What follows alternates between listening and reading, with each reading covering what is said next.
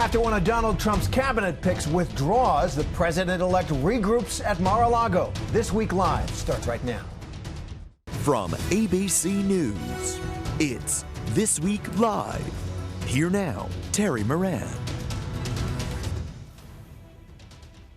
Welcome to This Week Live, our end-of-the-week look at the week in politics here on ABC News Live. I'm Terry Moran. Thanks for streaming with us. 2.5 weeks now since Donald Trump's historic political comeback, and the full scope of his victory is coming into clearer focus. The latest vote count shows a narrow margin of victory in the popular vote, about 1.5 points, and Donald Trump is likely to fall short of a majority. In the Senate, incumbent Democrat Bob Casey of Pennsylvania has conceded to his challenger, David McCormick, and that now gives Republicans a 53-47 advantage in the U.S. Senate, alongside their narrow control of the House of Representatives. And while Republicans will control all levers of government, the rapid collapse this week of Donald Trump's nominee to be Attorney General, Matt Gaetz, may show the limits of the president-elect's ability to force a Republican Senate into rubber stamping his more controversial cabinet picks. Well, later on in the show, we're going to speak with a member of the House Ethics Committee that investigated former Congressman Gaetz about whether his committee's findings will now stay buried forever. Donald Trump, he quickly pivoted to select another longtime loyalist to replace Gaetz. Former Florida Attorney General Pam Bondi, who defended Trump during his first impeachment trial in 2019, is now the Attorney General nominee, and that's brought a sense of relief among Senate Republicans who won't have to take what looked to be a really tough vote on Matt Gaetz. But other nominees facing some tough questions still await them. Pete Hegseth for Secretary of Defense, Tulsi Gabbard for Director of National Intelligence, and Robert F. Kennedy Jr. for Secretary of Health and Human Services. All that to come. Our chief Washington correspondent, This Week co-anchor Jonathan Karl, he's at Mar-a-Lago for us with the very latest, and he starts us off. Hey, Terry, with his pick for Attorney General, Donald Trump is once again showing that among the top qualifications he is seeking for those key positions in his cabinet is personal loyalty. Pam Bondi is somebody who has been out on the campaign trail with Donald Trump, somebody who has been part of his inner circle for some time. In fact, she represented him during that first impeachment trial in the Senate. And if you look at the top positions that Trump has made for the Justice Department, he's made 4 nominees. All 4 of them have worked in some capacity as his personal lawyer. There's Bondi with the Senate impeachment trial. His picks for the number 2 and 3 positions at the Justice Department are the lawyers who represented him at that criminal trial in New York, the hush money trial. And his pick for Solicitor General is John Sauer, who, of course, you remember was the lawyer who argued the immunity, the presidential immunity case for Trump before the Supreme Court. So those are an indication, once again, that Trump wants people around him, especially at the Justice Department, who he knows well and who have demonstrated their personal loyalty to him. All indications are that Bondi will have a much easier time through the confirmation process than the ill-fated nomination of Matt Gaetz. She is, after all, a former state attorney general, somebody who doesn't have anywhere near the kind of controversy around her that Gaetz did. But look, she is a lobbyist. That is highly unusual. I cannot find, maybe Terry, you know this better than me, but I cannot find a case of a attorney general going into that job as somebody who was a registered lobbyist or a registered foreign agent. Pam Bondi is both. She works for a big lobbying firm here in Florida called Ballard Partners. But like I said, she will but certainly have an easier time than Matt Gaetz. We're going to be talking about all of this and more on Sunday on This Week. In fact, I'm going to have Amy Klobuchar, one of the key Democrats on the Senate Judiciary Committee, who will be there for the confirmation hearings of Pam Bondi and his other DOJ nominees. And I'm also going to be talking to Bill Hagerty. He's a Republican senator very close to Donald Trump. As a matter of fact, he's on the list, we are told, as a possible pick to be the Treasury Secretary. Terry? All right, John Karl, who will host This Week on Sunday. Thanks very much. For more, let's bring in ABC News Washington Bureau Chief and Political Director Rick Klein and ABC News Senior Reporter Catherine Falders, who's also down there in Mar-a-Lago or near Mar-a-Lago. So, Catherine, let me begin with you. How much of a blow is the collapse of Matt Gaetz' nomination to the president-elect? Do you detect a shift of mood down there? Look, I don't think that it will ultimately affect Trump or his agenda and what he tries to push through the next 4 years. But certainly, at least I know from sources I've been talking to, that the president-elect was obviously frustrated by these allegations that he saw coming out. Now, of course, we've been reporting on these for some time. He did have some purview into them. He knew that these were out there, but I don't know that Trump knew the extent of it. And I don't know that Gates was particularly honest with Trump on that. So behind the scenes, yeah, he's completely irritated and was fuming about it at some points. And frankly, Terry, there was a realization last week that Gates wasn't going to make it through any potential confirmation. Trump was already saying privately to advisors that he believed his deputy attorney general would be the next attorney general if this situation were to stand, with Gates still trying to become the attorney general. Obviously, he's chosen Pam Bondi, but I don't know that it will affect any other of his decisions going forward on other cabinet secretaries like FBI director or Treasury. He does know that he has quite a challenge on his hands with confirmations of some of his other nominees, Pete Hegseth, Tulsi Gabbard. So that's clearly on the front of his mind. If more information comes out about that, there is a nervousness about that. But in terms of the mood shift, I think he's glad to have this off his plate and that he wasn't dealing with this, at least for the next couple of months going into the new administration. That's a great point. Get it over quickly if it's going to go down. So, Rick, let me ask about the other side of the equation, the Senate. Yeah. Right? Trump came in thinking, we're going to move fast and break things, and the Senate's basically going to comply. Does this tell you anything about the Senate? It says that they're still interested in being senators, or at least some of them are. The Constitution says it, advice and consent. Well, with Matt Gaetz, he didn't ask for their advice. He didn't get their consent.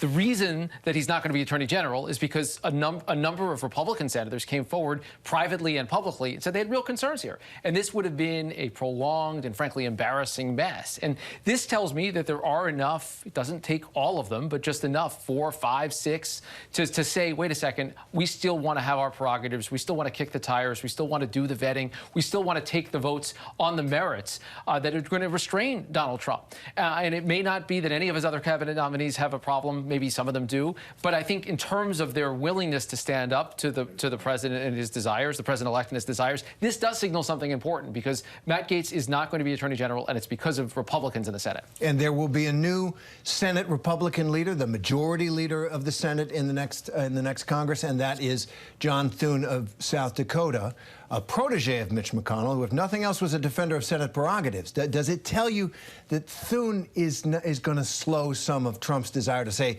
adjourn the Congress and slam through his recess appointments that way? Yeah, and Thune, went to the Senate floor just last night, I believe, and said that the filibuster is safe, at least for now. And that may not get a lot of attention, but I think it's a preemptive staking of ground for senators, because obviously the Republicans are now in the majority. They're the ones that are going to face pressure to get rid of the filibuster, and Donald Trump himself has been an advocate for that when it benefits him. To me, this was Thune, again, with his members out there on the Gaetz nomination, saying, I'm still interested in doing this job. I think there's an important role, and there are going to be limits to what can get done in the United States Senate, even with that 53-47 majority. Partly because a lot of senators, 2/3 of the senators, will run for re-election or close to after Trump leaves office. But, Catherine, let me go back to you on how quickly the president-elect and his team recovered from Gaetz's withdrawal. They had Pam Bondi ready to go. It does seem like they're ready for battle, but they're also ready to move quickly and adjust if they have to.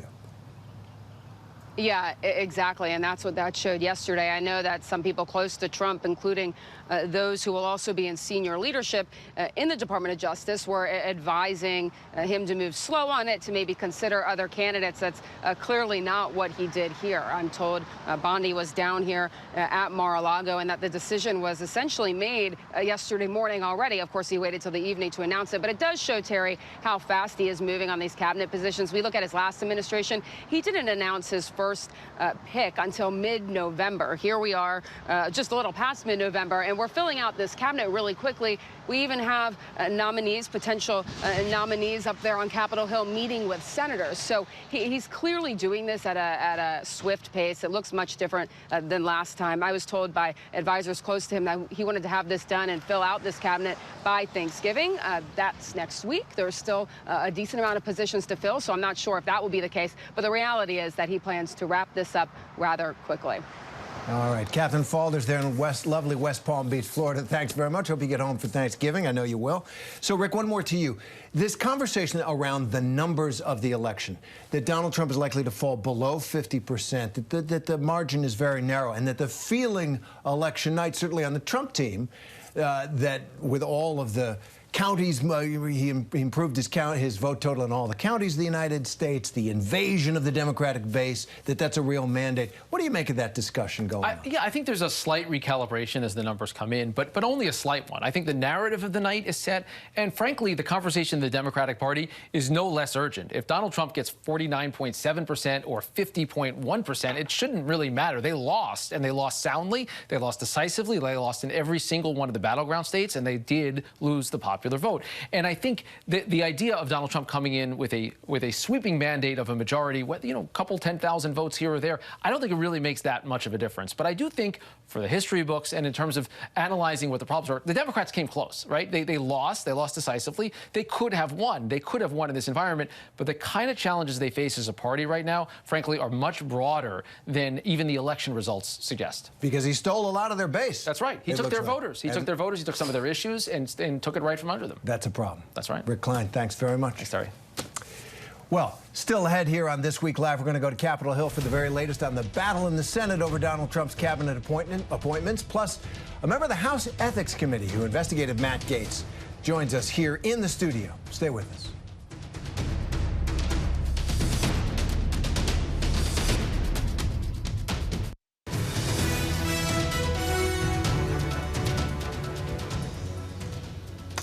And we're back with more This Week Live. Let's bring in our Jay O'Brien on Capitol Hill, who's been tracking all the many developments with President Trump's nominees up there. Hey, Jay.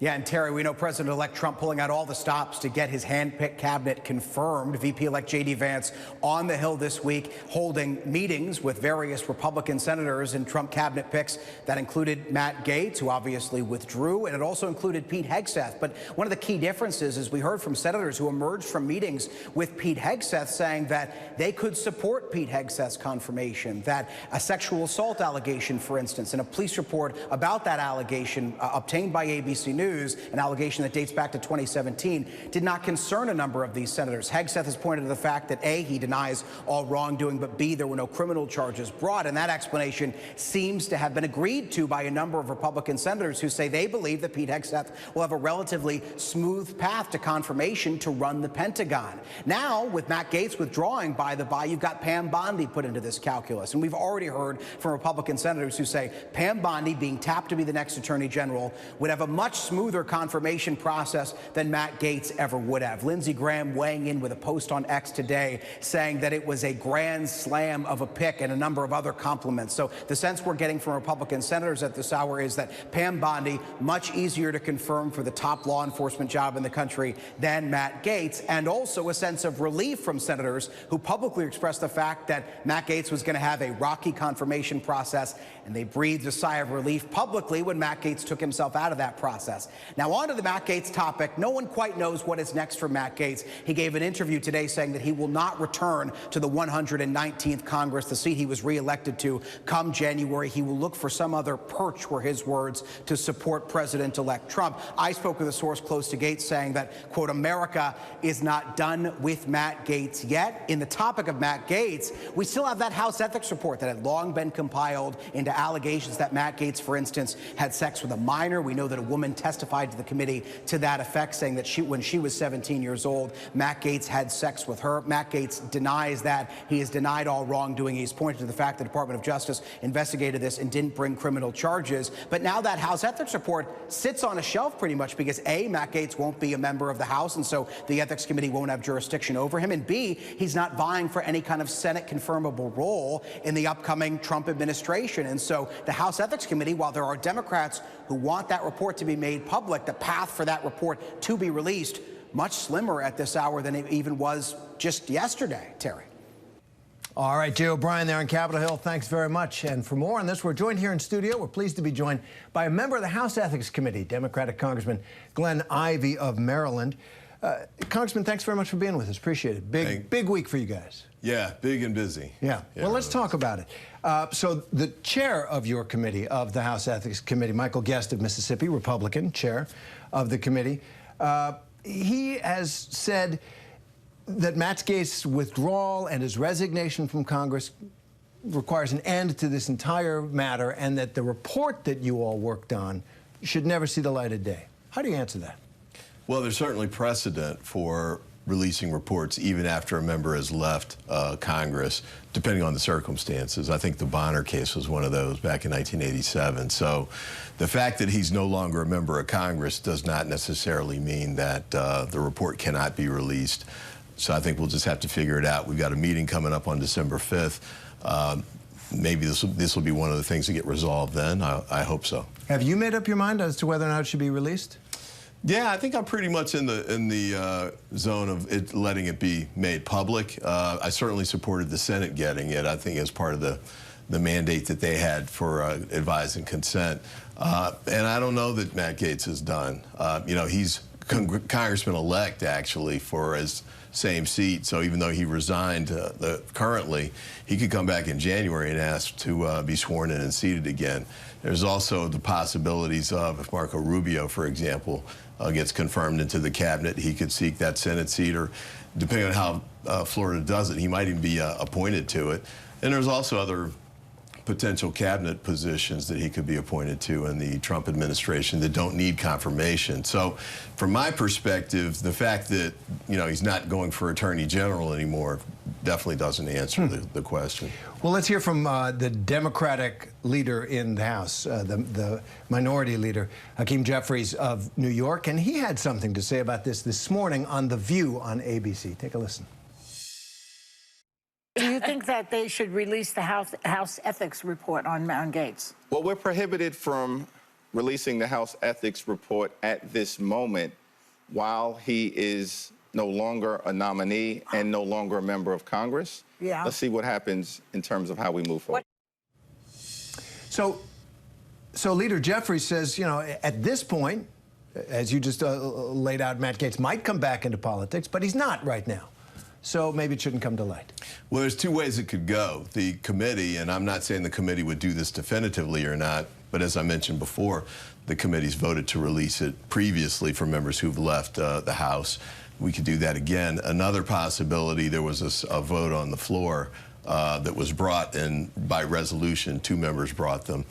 I suppose they could try and bring those again and ask the whole House to vote on releasing the report. But I don't know if they're going to do that or not. Well, let me ask you this. So it's a real honor to be on the Ethics Committee, it seems to me. Your colleagues look at you and say, okay, there's a person who's trustworthy and honest and discreet, right? Sometimes I think the Ethics Committee should run the Congress. Because those qualities are sometimes hard to find. But why do you want to potentially sacrifice some of that by kicking this guy when he's down and making it kind of looks like partisanship?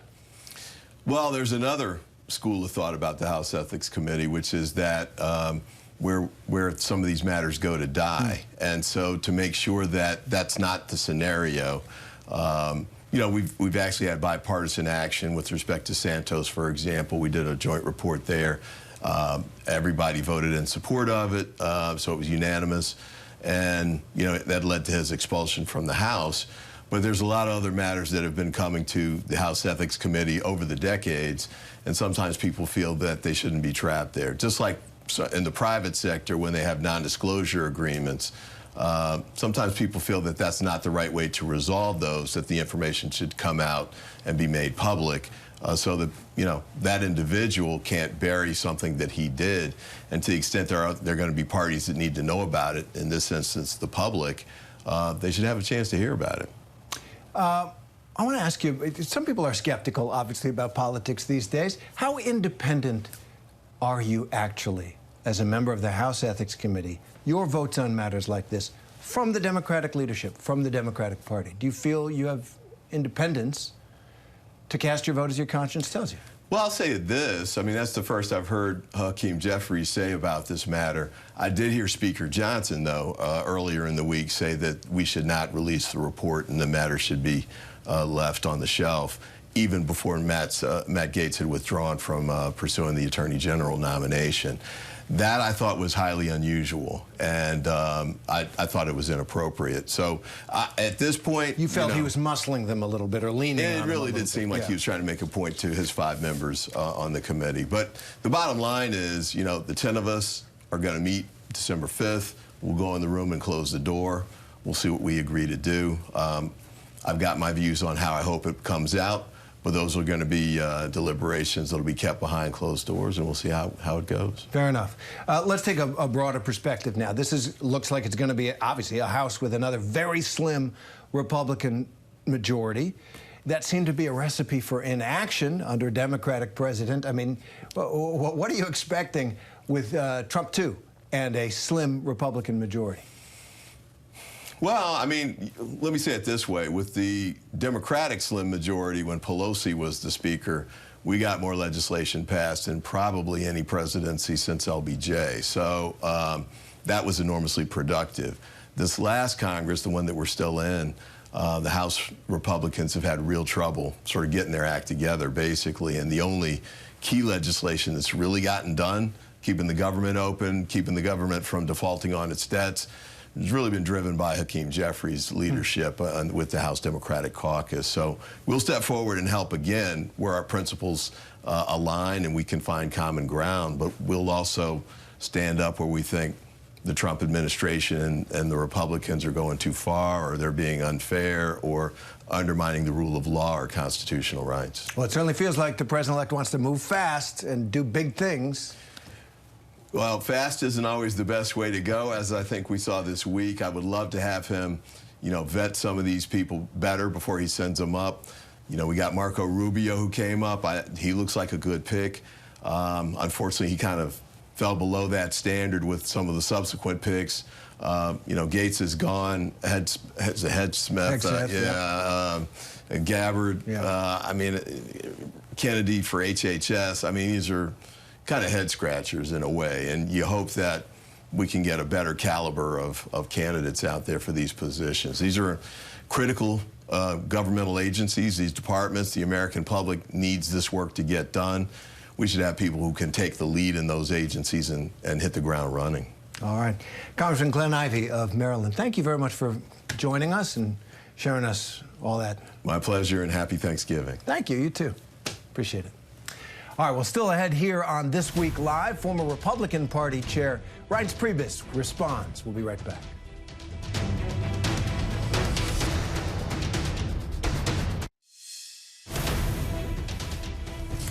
And welcome back. Joining us now is former Trump White House Chief of Staff in the first Trump term and the former chair of the Republican National Committee, Reince Priebus. Reince, good to see you.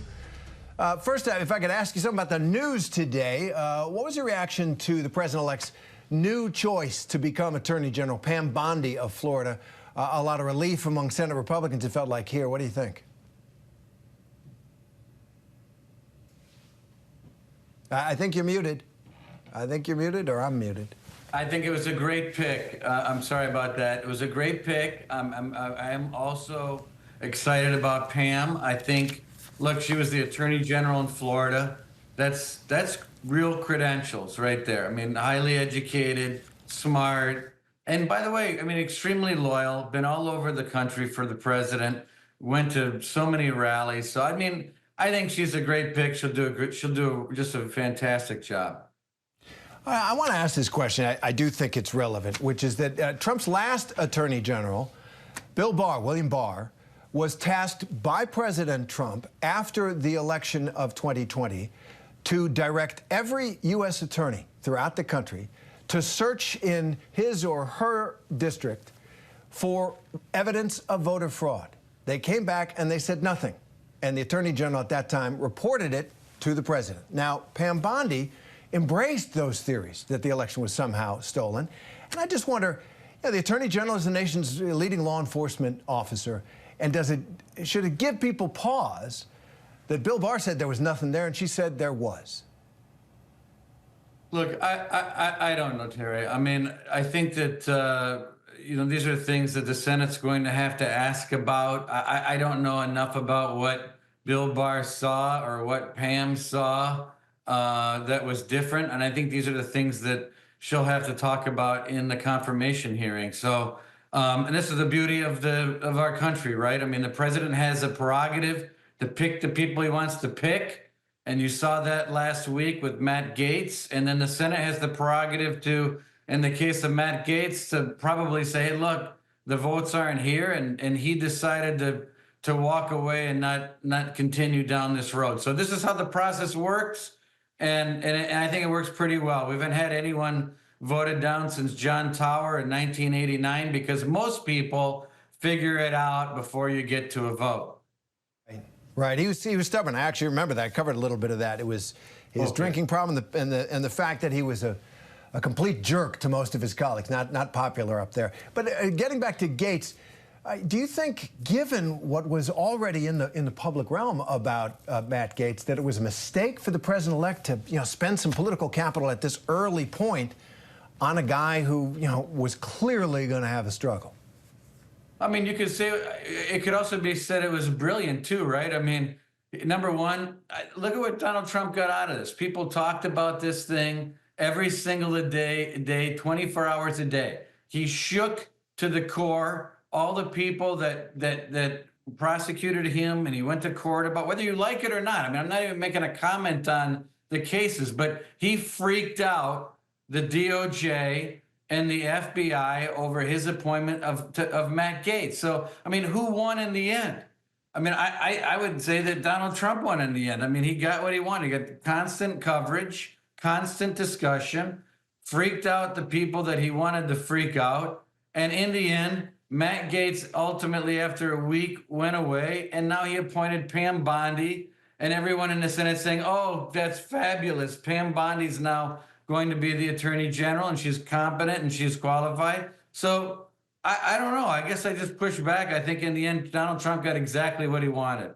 All right, that is an original perspective, and I'll take it on board because it's interesting. And let me ask you then, as a follow-up, what do these unorthodox nominees, these nominees who are widely known by the American public, many of them, Gaetz, Robert Kennedy Jr., and other, Pete Hegseth by the Fox News audience, it's almost as if he's giving them ownership, his base ownership of the departments of government in a way that I haven't seen presidents do before. Well, I mean, I think we had to go back to 3 weeks ago. Go look at when these rallies were going on 4 times a day. Go watch the pregame and see who was speaking at these rallies. It was Vivek Ramaswamy. It was Elon Musk, Pam Bondi, RFK Jr., Tulsi Gabbard. I mean, this should not be a surprise. The American people were given a preview of what Donald Trump would do. And Donald Trump is very transparent about the people that he surrounded himself with. And he won in a way that shocked the political world. No one expected Donald Trump to win the popular vote, and he did. And no one expected him to do better in New Jersey and Minnesota and California than he did in 2020, and he did. So, hey, this stuff was out there. The American people spoke, and here's what's coming down the pipe. All right, so we got one more for you, and we were there election night as these returns came in. There is now, it seems, this movement among Democrats and some analysts to say, well, look, he's going to fall below 50%. It's going to be a very narrow victory. Let's not talk about a big win. How do you answer that? Yeah, well, the only thing the Democrats did better in only 3 areas than 2020. Number 1, non-religious people. Number 2, people who made over $100,000 a year, and college graduates. So, I mean, look, if they want to be the party of non-religious, highly educated, rich people, then they can go ahead and lick their wounds and say it wasn't that bad. It was, super close. And it was close, but the fact of the matter is, for anyone to say that it was not a shocking, multi-generational, ethnic, blue-collar victory for Donald Trump, I mean, they're just lying. They know what the truth is. He kind of stole their base, some of it anyway. Totally. Yeah. All right, Reince Priebus, thanks very much. See you around. You bet. Thank you. Well, up next, we're going to hear from Reince's fellow Wisconsinite, Ben Wikler. He leads that state's Democratic Party about what's next for Democrats after the 2024 election. Stay with us.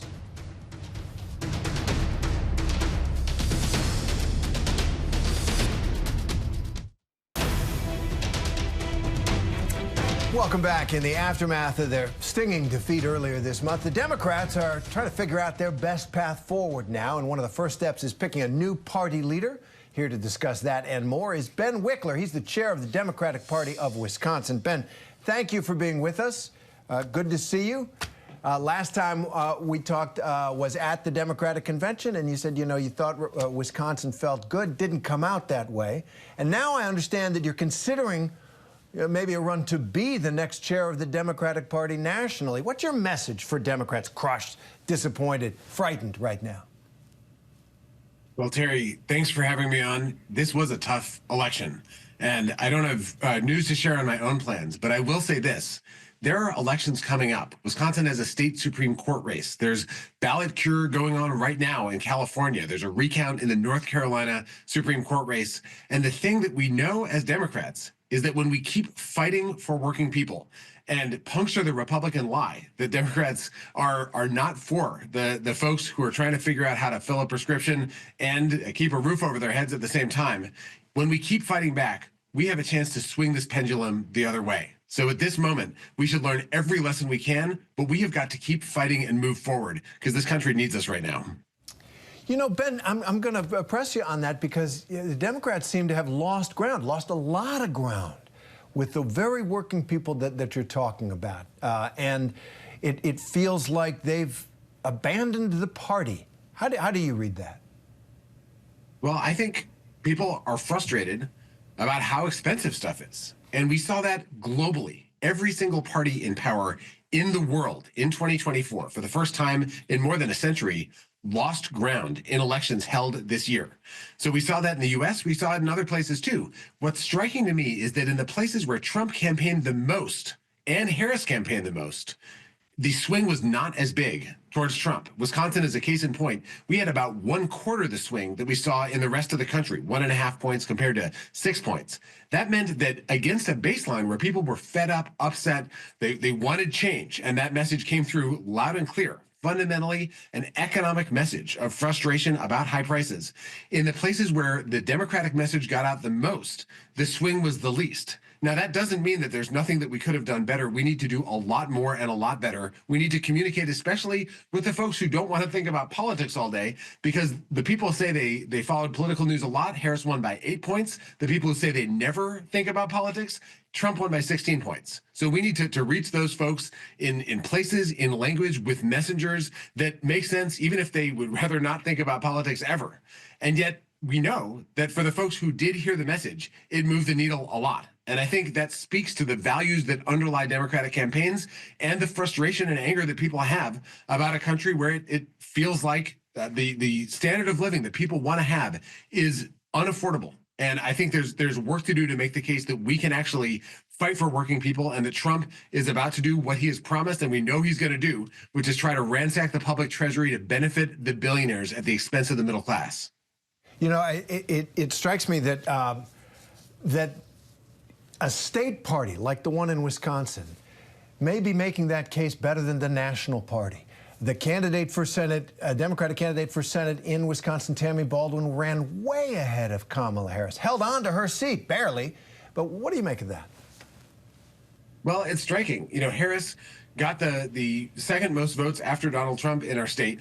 The Republican candidate had a lot fewer votes. We also flipped 14 state legislative seats. We Republicans had giant majorities in both chambers. We took 2/3 of their majorities away in this election at the same time as we lost statewide by less than 1 percentage point in the presidential race. That says to me that we do need to not only have a great national message, but also build from the bottom up. And that's everywhere. I think that there are opportunities in state legislatures and state Supreme Courts in 26, 25 as well, in governorships, in these down ballot races that sometimes Democrats as a national party haven't paid enough attention to. We have an opportunity to build that message, and the more local, credible, trusted messengers we have that are going to more places, including places where folks are not primarily thinking about politics, the better off we are. We know that what Democrats fight for, an economy built from the middle out and the bottom up, that is what most people want. But most people get their news about Democrats from Republicans. So if the other side is defining the conversation, then they bring that conversation to the culture war issues that they're obsessed with and try to make voters think that that's the center of what Democrats are about. Now, we believe everyone should have freedom in this country. We believe everyone should be able to be who they are. We don't leave people behind. And we know that everyone needs to be able to buy groceries and buy medicine at the same time. You shouldn't have to choose. And that is a fundamental economic value that Democrats up and down the ballot stand for, but voters need to know that. They need to feel it in their gut. That's the work that we've done in Wisconsin and folks have been fighting for across the country. We have more to do, and when we do it, I think we're going to swing this pendulum back in 2025, 6, 7, and 8. Yeah, kind of block and tackle at those more local races. I want to ask you one more question, Ben, and it's a delicate one, but I think it needs to be asked. You talked about the cultural issues. One of the flashpoint issues of this campaign were transgender people and how they fit in sports, in various areas of life in this country. And the Democrats seem to have been thumped on that issue by the voters. Do the Democrats need a new message on transgender issues? Republicans campaigned on transgender issues. It was the center of the Republican campaign. They threw those attacks at Tammy Baldwin in Wisconsin. And Tammy Baldwin does what she does best. She stood up for her values, and she made clear that no matter what's in your underwear, she's fighting for you. I don't think people want government agents looking in their kids' underwear or in their underwear. They know that local school boards make the rules about what happens on sports teams across the country. They want the government out of their personal lives. And the Republican lie is that it's Democrats who are imposing these ideas across the country. Trans people and everybody in this country, they want to be able to afford their groceries, put a roof over their heads, and lead the lives that they want. They want these fundamental freedoms. And the Republican attempt to change the conversation away from these basic questions of whether our country should be run for the billionaires who are funding Donald Trump's campaign and Donald Trump himself, or it should be run for the middle class, for the working people who actually build this country, that fundamental question is ultimately the center of the divide between those two parties. And as the Democratic Party, we're not going to leave people behind, but we're going to bring the conversation back to this central question about who our government should work for. Should it be the vast majority of this country who actually has to work for a living, or should it be for billionaires whose great-great-grandchildren can live off a fraction of the interest of what they've got in their offshore bank accounts? The path forward for Democrats. Ben Wikler, chair of the Wisconsin Democratic Party. Thanks for being with us. Appreciate it. Good luck. Thanks so much for having me on. Well, still ahead here on This Week Live, Ukraine and Russia are escalating their attacks less than 2 months before Donald Trump takes off. So we're going to talk to former U.S. Ambassador to NATO, Doug Lute, about the volatile conflict coming up next.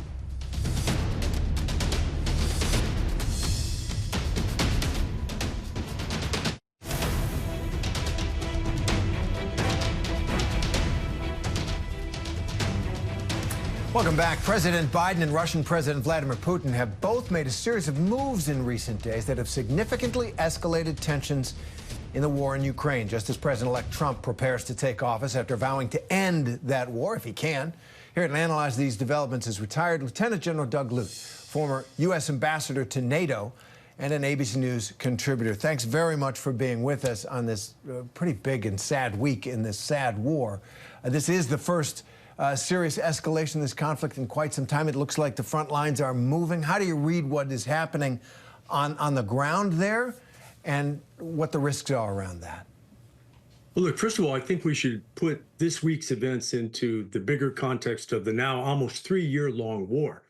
The real escalation here, the most significant crossing of anyone's red line, was the invasion by President Putin's forces almost 3 years ago, come February, so dating all the way back to February of 22. So that's the real red line that was crossed. This week, there was some escalation. In effect, President Putin ordered the launch of a system against Ukraine, a missile system, ballistic missile, medium range, nuclear capable, but not in this case nuclear armed. First time used against Ukraine. And used it to signal that he still has options. even in the face of President Biden and the UK and French decisions, that longer range Western systems could actually be used by Ukraine to attack military targets inside Russia. So there's a bit of a tit for tat exchange here. But the use of this system, the employment for the first time of this system by Russia, is not all that different than the pattern we've seen over the last nearly 3 years now. And that's because for nearly 3 years, Russia has used other dual capable systems, cruise missiles and ballistic missiles. That is, systems that can be armed with conventional high explosive warheads or nuclear warheads. And in a conventional role, they've been hitting Ukraine population and Ukraine's civilian infrastructure for nearly 3 years. So there's some things that were different this week, but the big theme is about the same. Got it. And one of the things which remains the same is that despite saber-rattling, despite threatening NATO allies, this war has not widened, which has been the concern, obviously, of everybody from the beginning. Are you concerned that this moment could spiral into a larger conflict, or was Putin bluffing all along? Well, of course, it's very difficult to call a nuclear-armed superpower in the bluffing game, right? We have to take serious Russia's capabilities and Putin's decision-making calculus as we go through the process of supporting Ukraine. But in reality, the conflict has already somewhat widened. I mean, it's North Korean troops. 10,000 North Korean troops have left North Korea and are fighting alongside Russian troops. It's thousands of Iranian-made drones that pummel Ukrainian cities on a regular basis. It's Chinese machine tools and microchips that fuel the Russian war economy. So this system in support of Russia's aggression is already quite broad and quite globalized. Now, on Ukraine's side, there's some 50 countries that have teamed with NATO allies and the US in the chair in support of Ukraine's legitimate right to defend itself. So this, to some extent, the notion that this is somehow broader or globalized is actually sort of old news, because it's been that way for some time. A great point. Now, I want to look ahead, right? So Donald Trump is coming into office come January, and he has very decided attitudes and ideas about this war, that it should end and that he's the one to do it. How does that impact Ukraine's desires to be free of Russian dominance and hegemony and join the West, perhaps even join NATO? Well, I think the election of now President-elect Trump and his return to office on January 20th inserts a large dose of uncertainty, unpredictability on the Ukrainian fight. The Ukrainians, of course, have essentially a lifeline now, a military support lifeline that is led by the United States and our NATO allies and a total of some 50 countries. But the return of Donald Trump to the White House suggests that that lifeline may be uncertain. And that, of course, causes great anxiety in Ukraine and concern that if that lifeline is cut, that their options to retain their national sovereignty, that is, make decisions in Kyiv with their duly elected government, and options to retain their territory are greatly at risk. And if I could ask you also, Doug, about about NATO, your post, one of the most important posts in the world. President Trump has nominated Matthew Whitaker, who has no experience in that area, but is clearly an enforcer. You know, Trump didn't seem to have much love for NATO in his first go-around, and in fact, when asked directly whether he would abide by the treaty to come to an ally's aid if Russia invaded one of the Baltic countries, he said no. Is this the end of the road for NATO? I don't think so. I think, first of all, we should distinguish between the things that candidate Trump said on the campaign trail to audiences who he was addressing in order to get a rise from that audience. And then, on the other hand, things that actually happen once he's in office and can actually implement as president of the United States. You know, it's interesting. After the last Trump administration, the U.S. Congress, in part, answered your question. And that is, they've passed a law, so this is now U.S. law, that no president can unilaterally, with executive decision alone, depart the NATO alliance. And in fact, such a decision, if it's to be considered, has to come back to the Congress and be approved by 2/3 of the Senate. So there's a bit of a guardrail here in terms of just how far President Trump could go if he wished to, in terms of distancing us from NATO. All right, General Doug Lute, thank you very much for lending us your experience and expertise at a tough time for NATO and an uncertain time for the Western Alliance. Thanks very much. Always good to be with you. Well, that's all for us today. Thanks very much for sharing part of your Friday with us.